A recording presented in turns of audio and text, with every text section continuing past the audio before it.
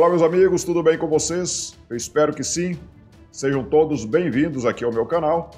E hoje nós vamos falar sobre as manobras que o STF vem fazendo já de algum tempo para tentar inocentar o ex-presidiário Luiz Inácio Lula da Silva. Mas antes de falar sobre isso, eu peço a você que observe se já está inscrito no canal. Se você ainda não estiver, clique no botão inscrever-se. Depois que você clicar em inscrever-se, clique também no sininho das notificações para que você seja notificado de novos vídeos que eu venha postar aqui no canal. Ao final do vídeo, se você gostar, deixe o seu like. Se você não gostar, deixe o seu dislike.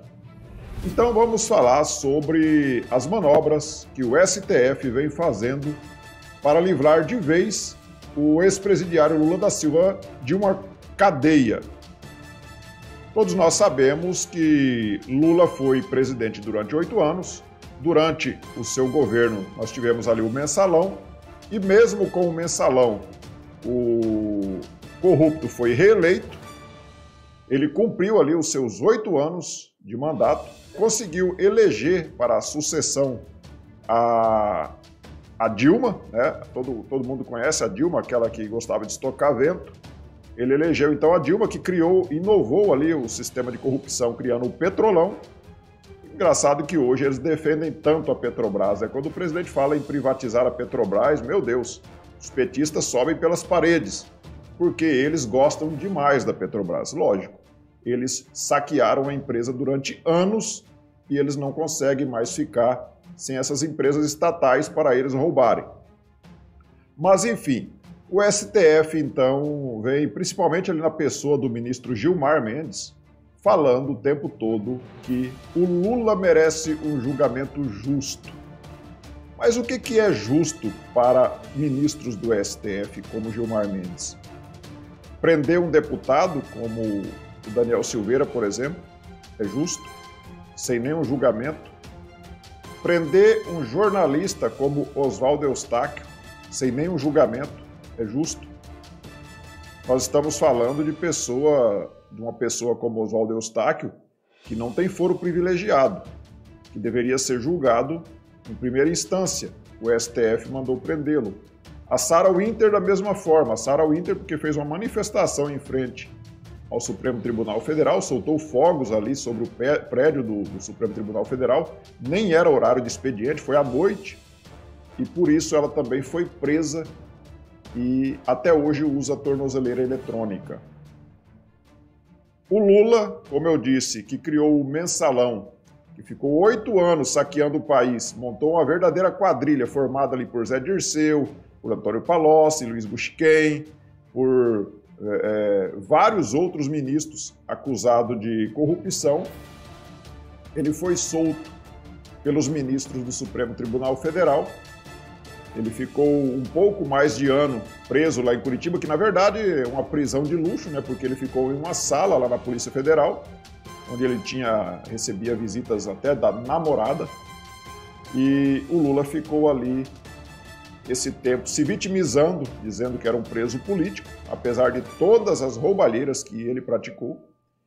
Ele, junto com toda a petezada, ficava ali o tempo todo se dizendo vítima de um complô contra ele. E agora surgiram então as mensagens que foram roubadas dos integrantes da Lava Jato. Todo mundo se lembra do Vermelho, o Delgatti, né, que era aquele hacker que roubou então essas mensagens, hackeou os telefones de integrantes da Lava Jato, os procuradores, e aí ele pegou essas mensagens e passou para o Glenn Greenwald, o nosso Verdivaldo. O Supremo Tribunal Federal, lógico, ficou curioso para ver o que tinha nessas mensagens e eles requisitaram então as tais mensagens. Eles leram essas mensagens e ali certamente tinha algumas dessas mensagens faziam referência inclusive a eles, do Supremo Tribunal Federal. Eles ficaram revoltados com os integrantes da Lava Jato.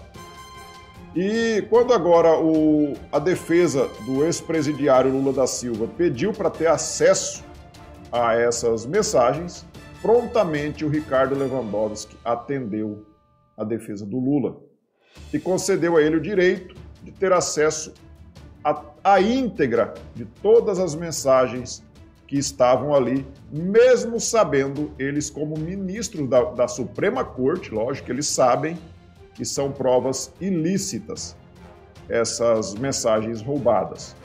E provas ilícitas, não precisa ser nenhum jurista para saber que não tem nenhum valor jurídico dentro de um processo. Mas, enfim, o que é legalidade para essa turma do STF? Eles são a lei. Eles não importam se a Constituição ou se as leis infraconstitucionais dizem o contrário. Para eles, o importante é o lado que está essas provas ilícitas. Se essas provas ilícitas beneficiarem alguém que eles querem beneficiar, eles dão um jeitinho de torná-las legais. Se essas mesmas provas ilícitas prejudicarem alguém que eles querem também prejudicar, como é o caso do presidente Jair Bolsonaro, que eles sempre tentam, de alguma forma, prejudicar, eles também tornarão essas provas legais. Isso não resta nenhuma dúvida. Eles já deixaram bem claro qual a intenção deles. Então, na verdade, o Supremo Tribunal Federal, eles querem agora, sabendo que o Lula cometeu realmente esses crimes, eles não têm dúvida sobre isso, eles sabem que o Lula realmente montou uma quadrilha e cometeu os crimes de corrupção pelos quais ele foi condenado, foi julgado e condenado, inclusive em segunda instância, em 2 processos, e responde a outros tantos. Eles sabendo disso, sabendo ser impossível dizer que o Lula é inocente, eles então agora estão partindo para uma estratégia de anular esses julgamentos. Eles anulando os julgamentos, os processos voltariam à estaca zero e Lula então voltaria a ser um homem inocente, livre e ficha limpa, apto a ser candidato novamente. Só que agora surgiram novos fatos nas tais mensagens hackeadas. Tão logo o Ricardo Lewandowski autorizou a defesa do ex-presidiário ter acesso a essas mensagens, essas mensagens começaram a ser vazadas. Algumas partes delas, que são de interesse da defesa do Luiz Inácio da Silva, começaram a ser vazadas. E muitas dessas mensagens têm, inclusive, citação ao nome do presidente Jair Bolsonaro e de seus filhos. E o presidente Jair Bolsonaro já declarou, inclusive disse que já entrou com o pedido para que ele também tenha acesso a todas as informações, a todas as mensagens que estão no processo. A defesa do ex-presidente Lula disse que não vai usar essas mensagens de sua defesa. Isso é estranho, porque eles fazem de tudo para usar em defesa do ex-presidiário e dizem que não vão usar, então, essas mensagens. Isso sugere que essas mensagens não são tão boas assim para o lado do Lula e que também devem ser muito boas para o lado do presidente Bolsonaro. Elas devem beneficiar, inclusive, o presidente Bolsonaro. E o presidente Bolsonaro, sabendo que foi citado ali, ele já pediu e não terá como o Supremo Tribunal Federal negar, porque se eles forneceram as mensagens para a defesa do Lula, certamente eles terão que fornecer também as mesmas mensagens, o mesmo direito ao acesso às mensagens ao presidente Jair Bolsonaro, sendo que ele também está sendo citado ali. Agora, vindo do STF, nada surpreende se eles negarem ao presidente o acesso a essas mensagens. E o presidente já disse, inclusive, que se ele tiver acesso, ele vai divulgar todas as mensagens, porque o presidente não tem rabo preso com ninguém. Então ele divulgaria sim as mensagens e parece que essas mensagens, elas dizem que tinha um complô da Força Tarefa da Lava Jato para tentar de alguma forma derrubar o presidente. Então vamos esperar ver o que vai dar isso daí. Mas o presidente já disse, já sinalizou inclusive, que ele sim, diferente da defesa do Lula, ele vai divulgar as mensagens na íntegra para que o povo tenha conhecimento de tudo que está ali. Então o STF agora está numa sinuca de bico.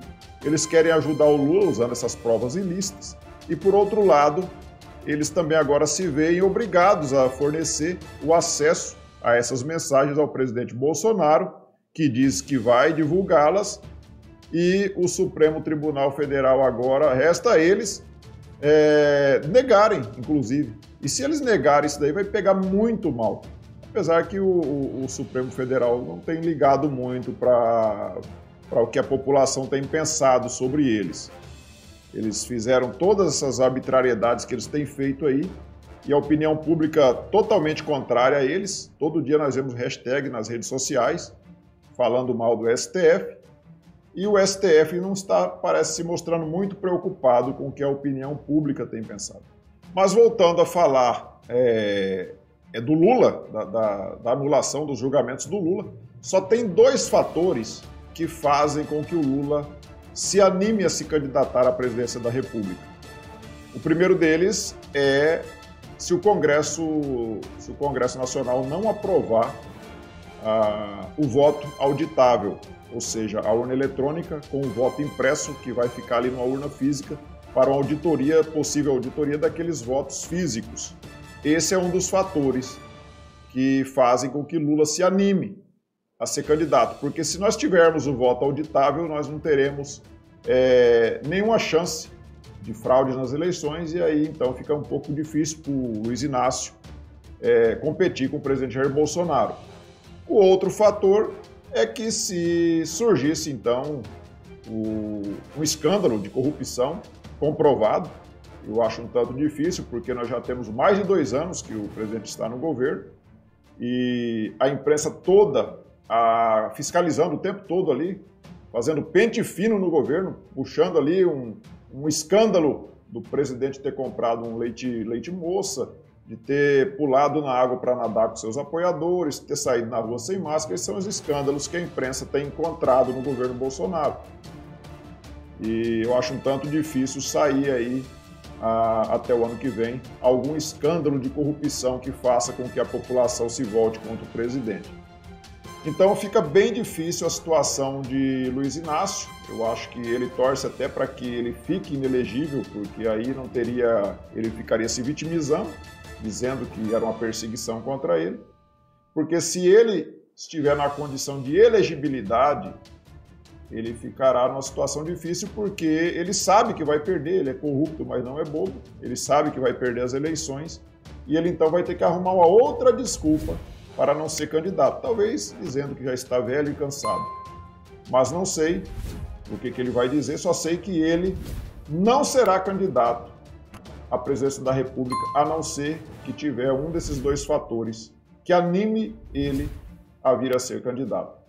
Ok, meus amigos? Então era isso por hoje. Eu desejo a vocês que tenham um domingo abençoado por Deus e que nós nos vemos aí então nos próximos vídeos. Tchau, fiquem com Deus.